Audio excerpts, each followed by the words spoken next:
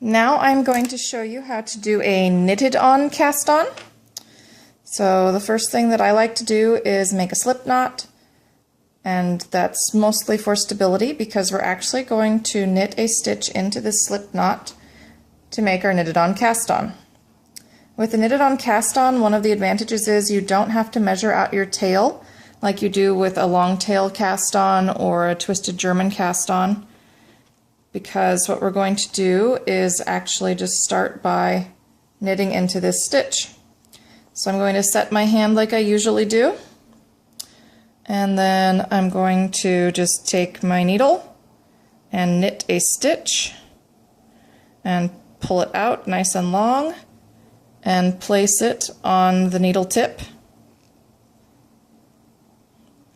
And now you really have two options. You can either do a knitted on cast on by continuing to knit through the very last stitch, or you can do a knitted on cast on by knitting between the stitches. For my knitted on cast ons, I prefer to go through the first stitch.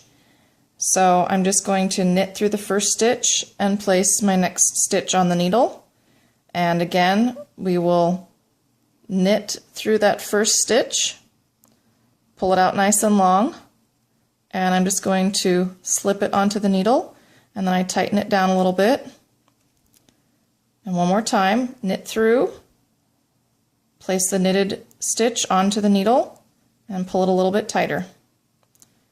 And that is your knitted on cast on.